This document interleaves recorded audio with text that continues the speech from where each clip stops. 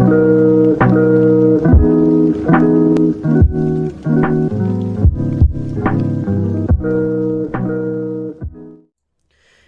everybody, how's it going? My name is Redmaster and welcome back to episode of Cards and Castles 2 here on the channel. And today, it's been a minute. It's been about, what, since December? Last December 2023 since I made a video here. And, you know, I'm not dead. I am not dead. I'm very much alive here. But yeah, I will say it's just been very difficult for me to, you know, find time to balance out things, and one of them being Cards and Castles 2 content. So I know I keep saying this. I feel like at the start of every recent video that I've been doing. So I don't want to kind of delay any further with more of that. I will say though, putting it out there for the video's sake, I mean, I think I'm going to be at a point now where the videos come as they do. You know, I don't want to hold myself to any sort of set schedule or sort of upload schedule for these videos. But rest assured, I will keep making them because I do enjoy the game, the community behind it. You know, you guys rock. You guys are amazing. And you guys have been actually doing a lot in Cards and Castles too. You know, I may not be always playing, but I'm keeping my ear close to the grapevine as well as I can. And let me tell you, the community is doing some great things with decks, innovation, tournaments, all these types of things to make the game a better experience for everyone. And I like that. I really do.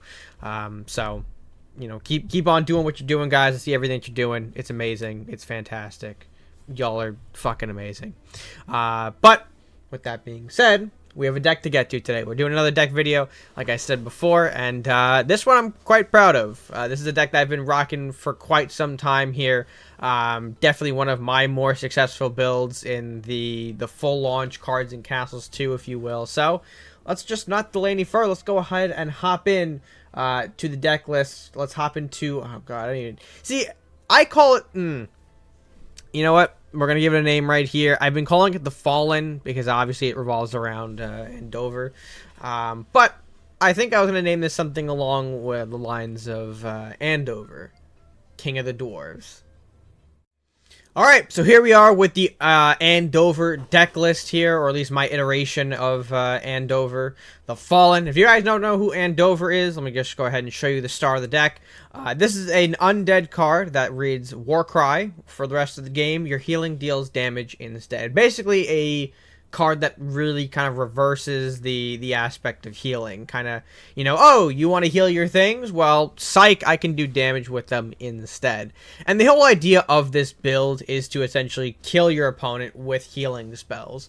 You know, things like Rejuvenate, Adaptive Armor, Touch of Life, hell, even Shaman, all considered healing that can be directed and targeted at your opponent specifically.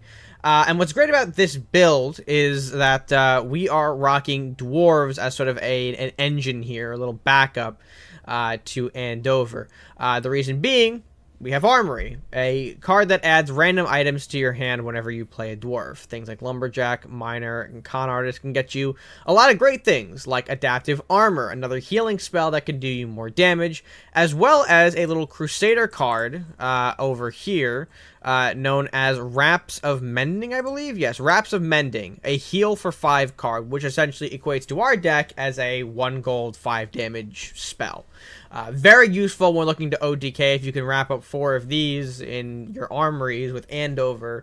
I know 5, yeah, no, 4 of these, you win the game. I'm doing quick math in my head, I'm already messing up.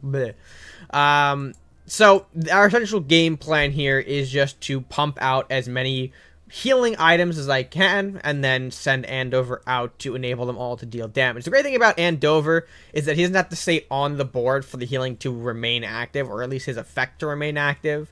So you could just throw this out as a huge 8/8 body if you want, and the effect will be permanent. You know, you don't have to hold everything together. You could just kind of throw out the Andvor first and compile the heal spells on the way. It's a great, you know, little clause in there that allows you to have more flexibility with the deck. But looking over the rest of the deck here, there are a couple of things going on that we want to talk about. So let's go ahead and break down the deck, because I mean that in itself right there, the idea of just healing or damage healing is the whole idea of Andvor. Pretty much the idea of any Andvor deck, really. But not a lot of people have used this dwarf engine, or at least the dwarf engine, to generate spells. I know there was a time, I think a few weeks ago, maybe a month ago, where someone was experimenting with this idea, although went for a Viking aspect for blacksmith and the grudge bear, which I completely agree. You know, if you want to rock that route, go for it. I went with the druid package because there are more natural healing cards in druid that we can add in right away, which not only help us deal the damage, but can also help us just stay alive in the game. Because, you know, relying on the dwarfs alone could be difficult. Relying on the armory alone could be very tricky. So let's go ahead and break down the rest of the deck here, so we can show you what we guys what we got going on. And by the way, before we continue, huge shout out to the team over at Red Team for creating a new deck UI for the players to look at or to work in. I think this is an amazing new system we have here to showcase all of your cards properly, as well as a nice little kind of deck breakdown on the side here. You can see you got the 30x30, you got the faction colors, your castle system is easier. You know, you can import, export. Got a gold count down here to showcase where your gold is being spread out. A lot of cool little details in this new UI that I think make the system a lot cleaner looking and a lot smoother to operate in. So huge shouts to them for that. But let's go ahead and start breaking this deck down and show you guys what we've got going on. First, we'll cover the healing spells since they're on top here, or at least some of the ones we have naturally in the deck. Where you talked about Rejuvenate and Adaptive Armor. Armor being more crucial because it's an item card. Items, of course, being taken off of our armory. As well as Touch of Life and Shaman, I believe, are the last natural healing cards in this deck. Now, aside from dealing damage, these cards are great at just keeping you alive in the game if things don't go so well.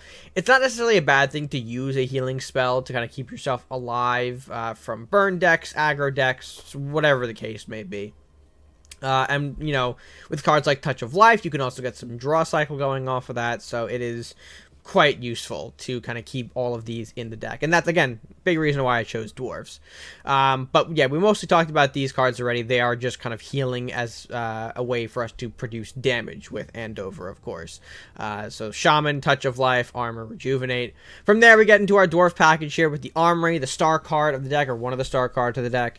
This is going to be what gets you all of those different items here. Now, you're not always going to be able to pull Adaptive Armor or Wraps of Mending. As you know, there are plenty of item cards in the game that you're going to be pulling from, you know, things like knife, katana, prison, weapons, so on and so forth. But, I mean, most of these cards are still good as sort of like one-off spells to include or to have as sort of backup. So Armory's never exactly pulling bad stuff for you to work with. There's always at least something that maybe you can use now or perhaps in a future turn to just help you out in any sort of situation. Following that Armory, though, you've got some of the Dwarfs, the Lumberjack, the Dwarven Miner, and the Con Artist are all examples of Dwarf cards we have naturally in the deck. Now, like I said, if you want to run the blue version, you have access to a bit more Dwarfs, like the Revenger, the Blacksmith, and the Santa. So, it depends. It really kind of depends on where you want to go. And what you kind of favor more in a game. Again, I went with Druid because of the natural healing spells and kind of synergy there with Andvor. But like I said, you might have other ideas. Also, Spectral Rider is a dwarf card, so having that in Undead already gives you another big advantage as well. Rider, obviously powerful in its own right for the fact that you can just start pulling more units out of him. But alongside Armory and gaining more attack power, we already know from our Death Printer video that the more power you give to Rider via the item cards, the better your, you know, spawns are going to be here. Spawning things like Angel of Death, perhaps, or even, you know, things like Grave Knights, Mordonauts if you get even that high, although, you know, you have to get pretty lucky to get that high. You know where I'm going, though.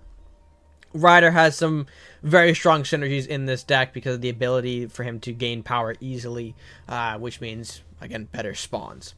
Following that Dwarf package, though, we do have a Tunnel Collapse in here as well to kind of give ourselves a bit more Dwarf power.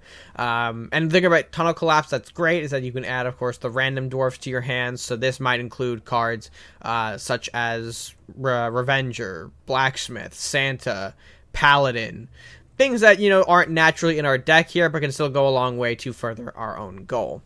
Following that, you've got the Forest Vault as a great sort of defensive option here. I, think Forest Vault is probably a very, very strong Druid card, very strong option. Maybe one of the mandatory Druid cards, honestly, for any deck, in my opinion. Just the ability to spread so much damage out and essentially shut down any sort of board coming at you is very, very strong, very, very powerful. And we've seen Forest Revolt already do multiple good things for a lot of players. So Revolt in here definitely at a 2 of. Again, maybe a must for all Druid decks. Then you've got Mana Core. Mana Core, I would say, is my flex option here. This is where you'd probably have your flex option for whatever pocket meta you might be engaging in.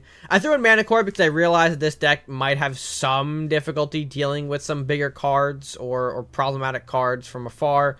So Mana Core as a dispel option is a great way to shut down some of your, more annoying cards with effects like Maldoran,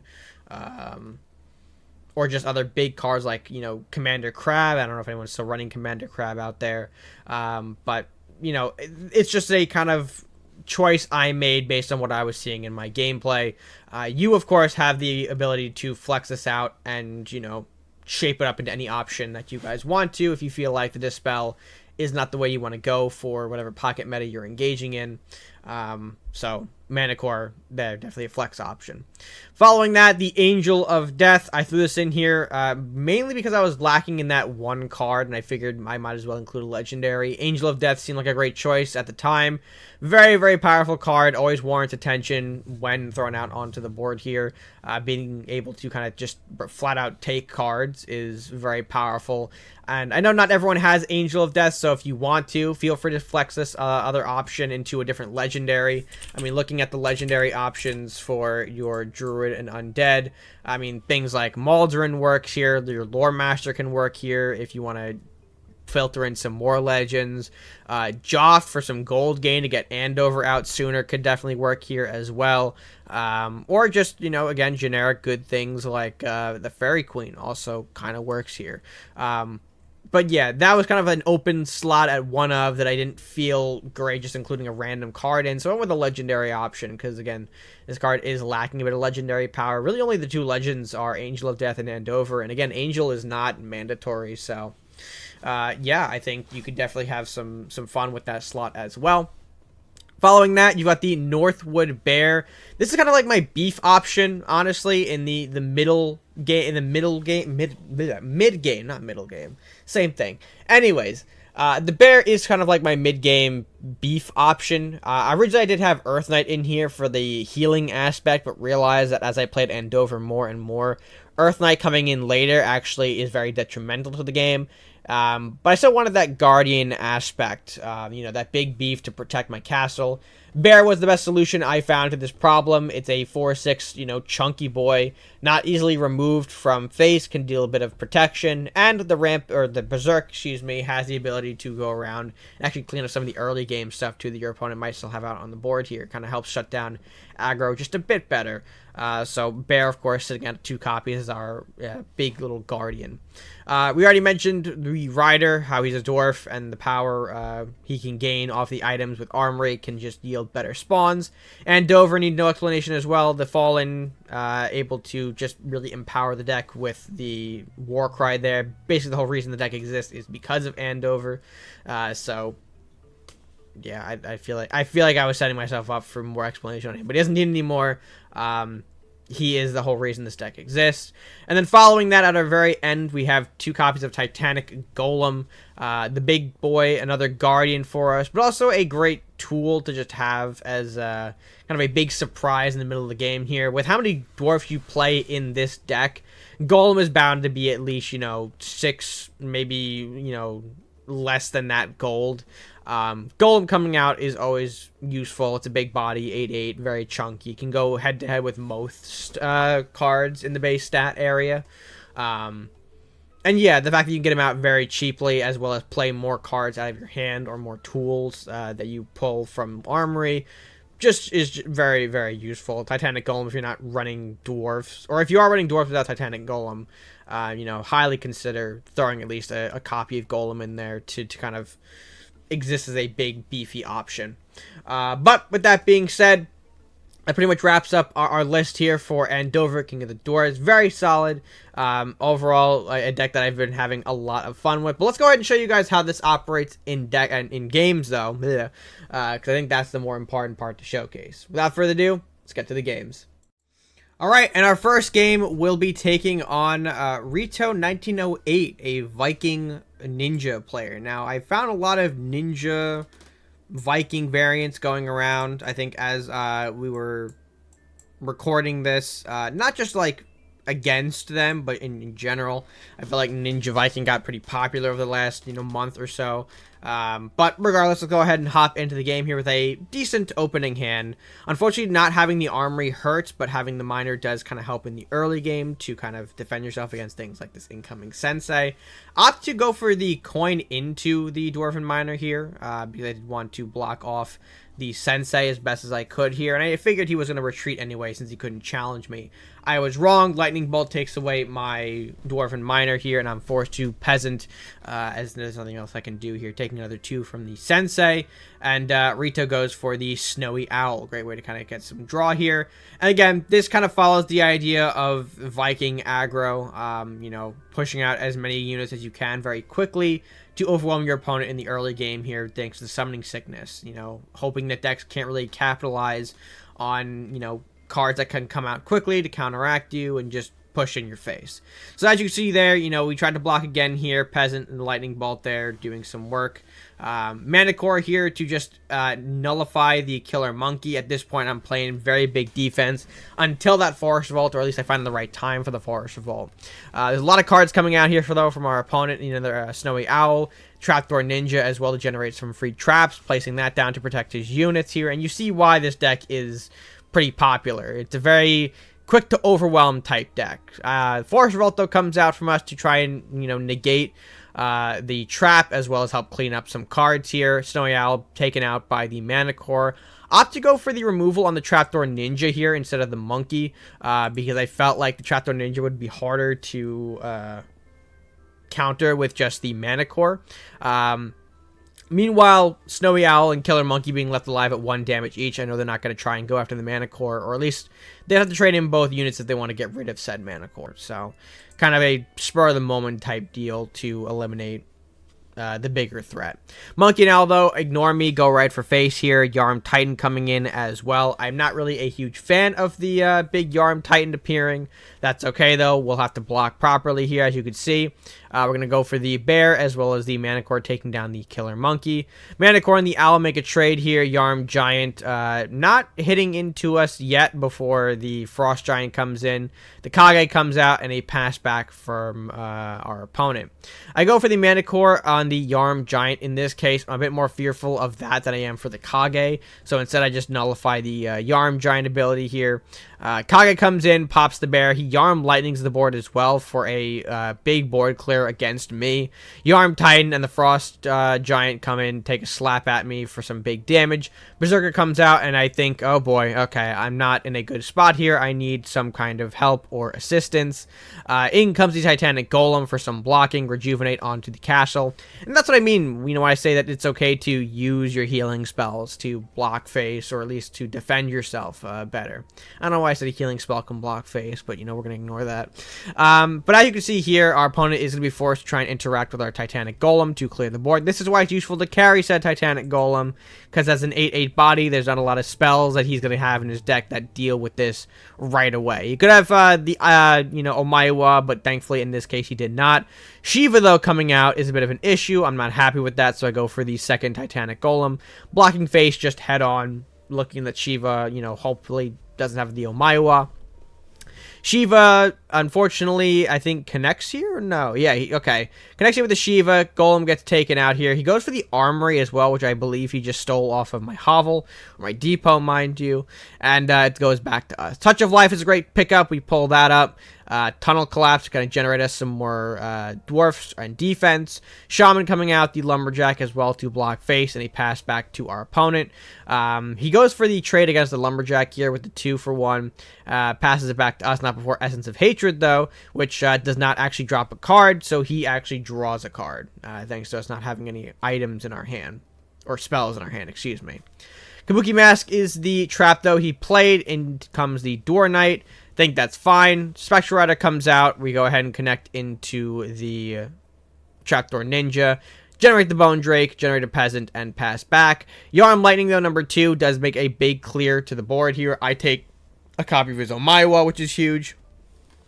I go back, not before placing the armory, though. I do spend the gold on the Paladin. Paladin comes out, generates us a item there. It is a kunai, but I think, that's no big deal. Throw for the Frog Knight as well to try and get some more draw. He goes Thirst for Battle, summoning Kunai Master, which, of course, damages the Frog Prince twice, drawing us some cards there. Goes for a War Elephant, a Killer Monkey, and will pass back to us. I say, all right, that's pretty good here, because now we have Andover. I go for the Omaiwa and the Elephant. I didn't want to deal with more units here. We use our gold to, or use our kind of strategy here to clear off units to clear off kunai. Blah, I'm all out of sorts. Kunai popping the Killer Monkey in the armory, giving us a clear board.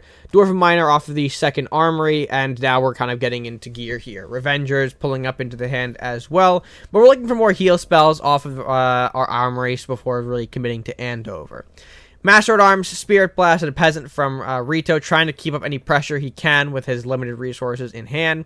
Go for the Revenger, pulling a Wraps of Mending, which is very big, Sphere of Odin, to pop the Master at Arms here, trying to just make room for more cards. Shadow Katana clearing off the Peasant, again, trying to just open ourselves up for some draw. We go for the Andover. Andover comes out. Now all of our cards that do healing will do damage instead. And now we just kind of make a big push here. As you can see, he's kind of run out of gas pretty quickly while we are maxed out in cards. A great thing this deck does do when it gets going is the ability to keep a constant big hand size full of options that you can use. As you can see, I mean, Trick Wand, Horn of Valor, Shadow Katana. We've got a lot to our name.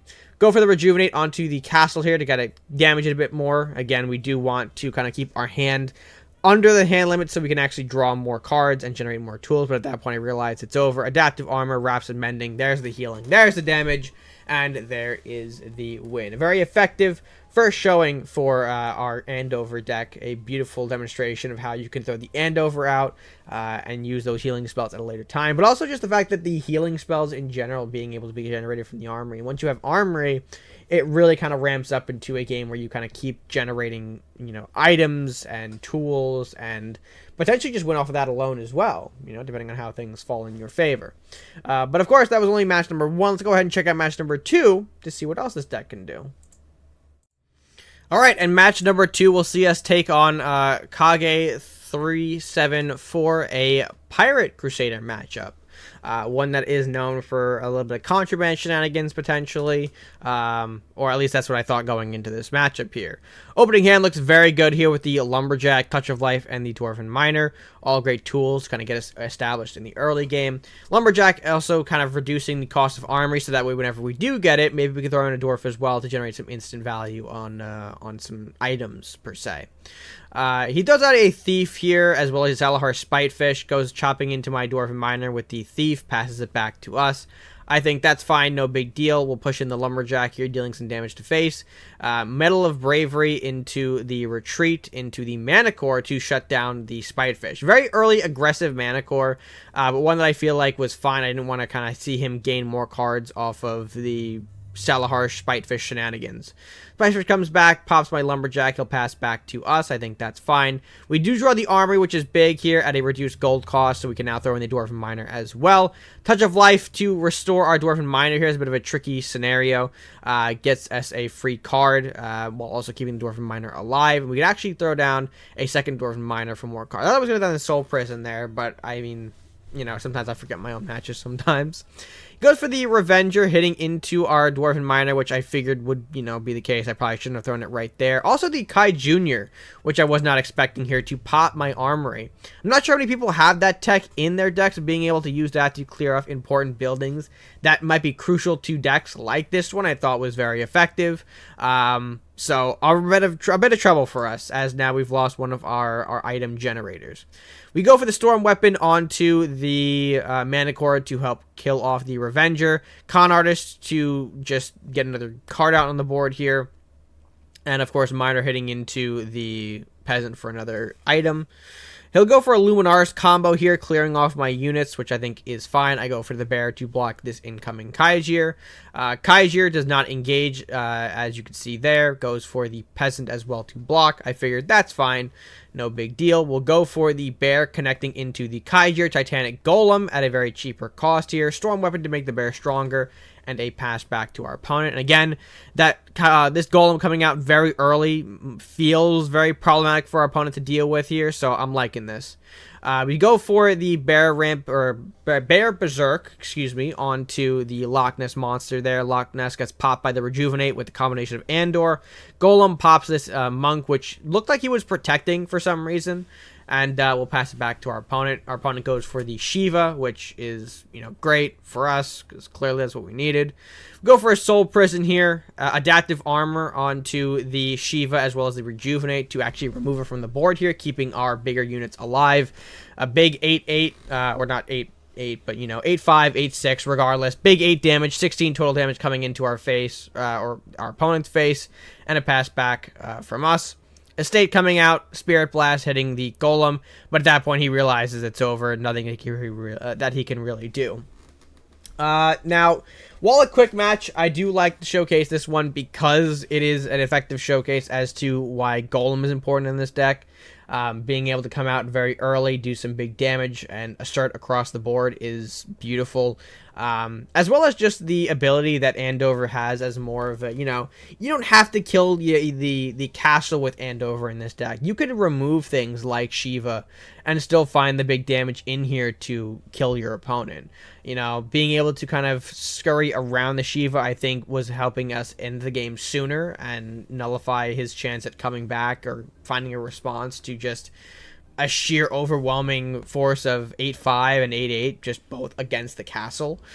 So, yeah, I like showcasing how the big boys in this deck kind of come together and work really well.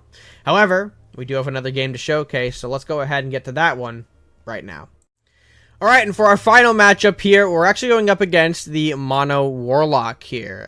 Eden Summer, at least that's, I think, how you pronounce it. I might be wrong, but regardless, very interesting matchup here against the just mono warlock I found on ladder exploring here. Very brave soul for running the solo color here. But let's go ahead and get into it here, as we've got the lumberjack in the opening. I'm gonna go ahead and throw that right away so we can get our discounted armory as soon as we can, and he'll throw back to us at the very, very respectable start here.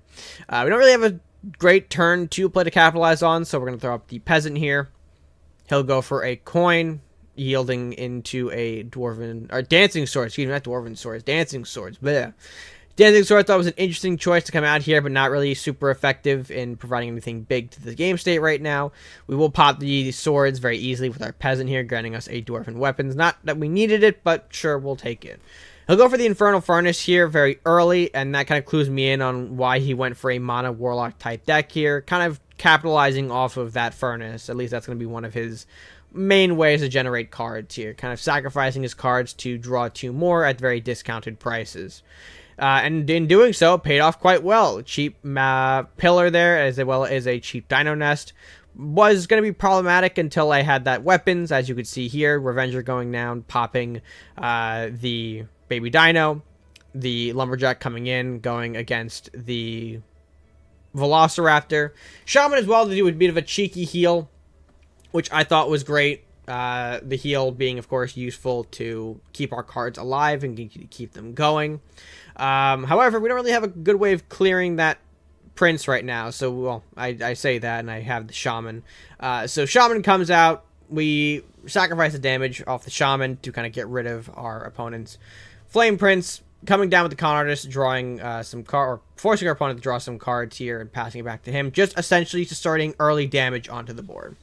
I'll go for the Fire Drake into the Trick Wand here to kind of kill off some cards, to kind of try to get back some board control. Probably kept hitting the castle for whatever reason, so I felt bad for that. Go for the Furnace to remove that, considering that is his big sort of game plan, using the Furnace to just generate more cards. We go for the Blaze here, which is a nice way for him to bring up some power, come back, hit the Revenger with the Empowered Fire Drake. Dino Nest to generate some more cards, pass it back. I think, okay, that's fine. no worries. Our bear will hit in for 4 onto face here. I'll do a cheeky touch of life play, giving our bear an additional attack. The lumberjack, of course, hitting face. Bear hitting 4 onto the castle, dwarven miner, and a peasant, as well as the adaptive armor on the bear. And again, showcasing how sometimes this deck can just win based on beef and good use of your heals. Stegosaurus into the Joff, into the second Stegosaurus as well. Felt pretty big, though. This was certainly not something great to see. The Stegosaurus is here, both providing some guardianship, was going to make this tough to kind of work around. I Manicore one of the Stegosaurus here and managed to get a cheeky little combo here on the second. Peasant, Lumberjack trading in, our Forest Revolt coming up, hitting away the Stegosaurus here, so the castle is now open up for 4 additional points of damage via our bear. Our bear comes up from the back here, as you can see, slaps into for 4, and we'll pass back to our opponent. And I do have the Rejuvenate. This point I'm hoping, okay, hopefully I can find an Andvor or find the Andvor to close out this game here. 3 damage is all we need. This deck has no healing to kind of counteract all of this damage I've put down, so I think this should probably be wrapping up here very soon. As you can see, Furnace, the Mage Apprentice here, all good things. Pass it back. Beautiful Andvor right on time. Throw down that Andvor. Throw down the Rejuvenate, and that is, of course, game over. Beautiful, effective use at showcasing just how this deck, with good use of the heals, like I mentioned, you're just sometimes able to win out very effectively. Being able to kind of keep the Lumberjack alive and keep it doing some constant pressure, along with, of course, finding Andvor, I think did make this deck work. I did get a little bit lucky there with the Andvor, but I figured, hey, it'd be fun to showcase it, so why not? Having that moment where you're like, oh, I need this card out of the deck here, and there it is sometimes just very cool.